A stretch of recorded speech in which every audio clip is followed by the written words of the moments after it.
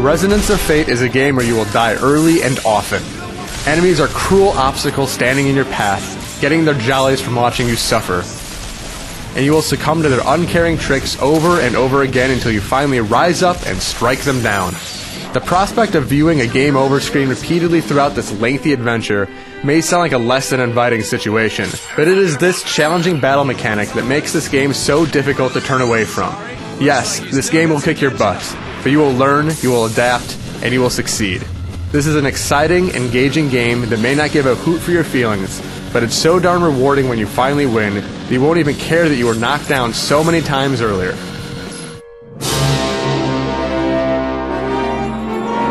The story in Resonance is extremely hesitant to reveal its secrets. You play as a party of 3 adventurers, the sarcastic Vacheron, vengeful Zephyr, and determined Leanne, and spend most of your time partaking in odd jobs for citizens in distress. The work of a hero rarely involves such benign tasks as fetching a bottle of wine for a wealthy dowager, and you will be puzzled for most of your journey exactly what the point of all your actions are. But things do become clear late in the adventure when secrets are revealed and fates are challenged, creating a dramatic pull to keep you going. I look ridiculous! You? What about me? Mixing in with the drama are goofy segments that provide equal amounts of laughter and head-scratching. Delivering presents to children is hardly the stuff of heroes, but it certainly provides a healthy respite from the constant gun shooting.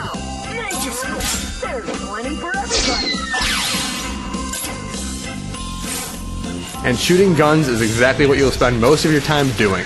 Combat is the focus of Resonance, and the exciting and in-depth mechanics do a great job of sucking you into this adventure. What do you think you're missing?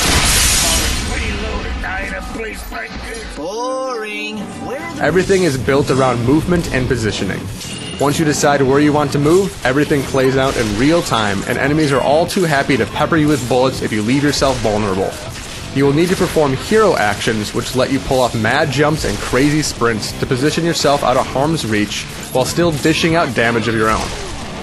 It's a difficult concept to wrap your head around, and the perfunctory tutorial is little help, but once you grasp the intricacies of combat, it's an absolute blast.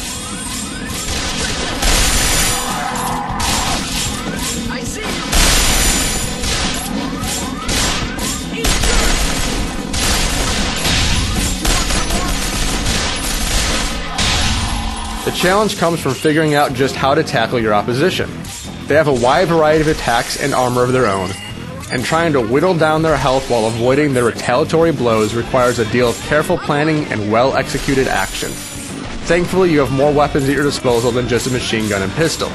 You have a bevy of different grenade types and special bullets that do elemental damage, and using these to dispatch your foes is hugely rewarding.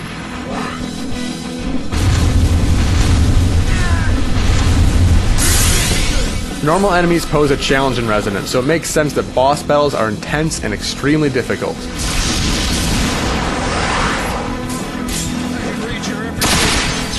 These cruel monsters will force you to maximize all the techniques you've learned. Lobbing grenades, sprinting around the arena, and equipping the right bullets, or else you will be dead in a hurry. You may find yourself on the losing end a dozen or so times before you finally figure out what needs to be done, and have the wherewithal to execute your plan perfectly. But when you finally overcome adversity, all those times you were knocked down will fade away as you bask in the thrill of victory. Think I'm improving? As incredible as the combat in Resonance is, the visuals leave a lot to be desired. The tower you call home is bleak and uninviting. Every place you visit looks exactly the same, forcing you to stare at the same bland color palette and forgettable architecture for your entire quest. It makes sense that there's a little variety given the depressing tower humans are forced to live, but it is an extra burden after a few hours of trudging through the same environments. The one dose of color thrown in is the outfits you can dress your characters in. The huge variety lets you inject a bit of your own personality in the game, which at least gives you something pleasant to look at. Resonance is a difficult game, but if you go through the adventure slowly, you will rarely find yourself stuck. Each chapter is composed of one story mission and several optional side missions, and if you do the extra stuff before jumping into the main story, you'll find your character much better equipped to face the dangers in front of you. Things are never easy, but as long as you level up beforehand, hone your skills against lesser opponents, and take the right equipment into battle, things never feel overwhelming. The side missions themselves aren't that interesting because you are often taking part in the same combat you would elsewhere in the game. But the fighting is so exciting and rewarding that it hardly matters that you're doing the same basic thing for most of the game. Outside of combat, there's a huge map to explore. This doesn't unfold like traditional RPGs though. Instead, you view the map from an overhead view that resembles a board game. Hexagonal spaces cover the floor, and you need to lay down oddly shaped tiles to open the path to the next area. It's a unique mechanic that plays out like a puzzle game, forcing you to maximize your pieces if you want to move forward unhindered. Resonance of Fate is a long, challenging adventure. It can take more than 60 hours to reach the end. If you do every optional quest, you can bump that number by a few dozen more hours. The impressive thing is, the game never falters at all during the quest. The combat is so explosively entertaining that it serves as a sturdy backbone for your adventure, and the quirky story and nifty exploration add a satisfying complement.